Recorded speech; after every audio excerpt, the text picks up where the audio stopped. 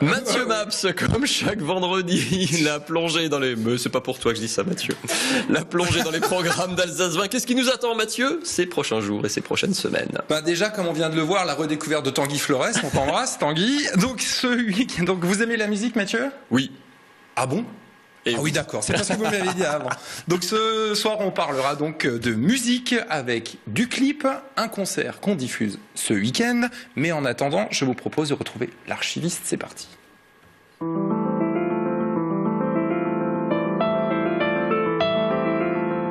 À partir de 1910, Strasbourg connaît d'importants travaux d'urbanisme. C'est la grande percée. L'un des objectifs de ces travaux est de relier la gare, la place Kléber et la place de la Bourse par un seul axe, composé des rues du 22 novembre, de la division Leclerc et de la Première Armée. Afin de respecter l'alignement de la nouvelle artère, on doit raccourcir la nef de la récente église catholique Saint-Pierre-le-Vieux.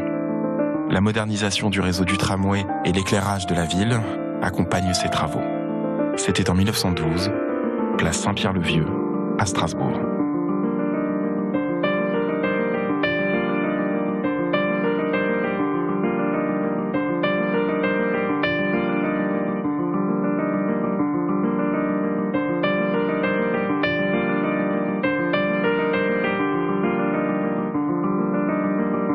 Et on va donc parler musique, Mathieu, pour continuer.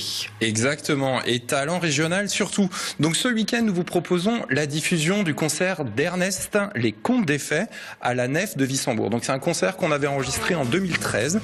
Alors Ernest, c'est quoi? Vous le voyez en ce moment à l'antenne. C'est un projet musical construit autour des personnalités. On peut vraiment parler de personnalités dans ce cas-là, de Julien Graillère et Patrick Vétéraire.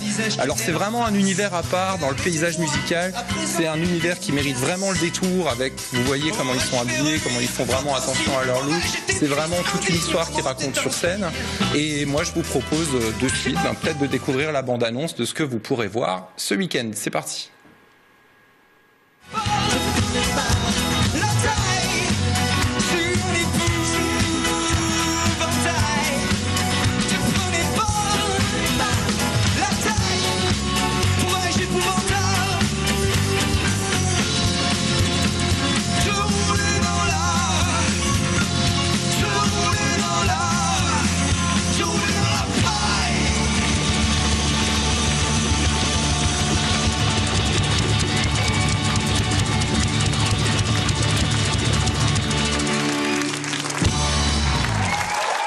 Ah ouais, quand même. Rappelez-nous les horaires ce week-end. Donc ça passe ce samedi à 11h, 16h et 20h et ce dimanche à midi et 22h. Et vraiment, il valent le détour. Si vous voulez connaître les dernières actualités de ces artistes, rendez-vous sur leur site internet qui s'affiche juste là sous vos écrans.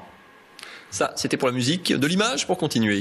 Exactement. De l'image et de la musique, vous allez voir, puisque je vous présente régulièrement les coproductions qu'on fait avec les sociétés de production alsaciennes dans la région.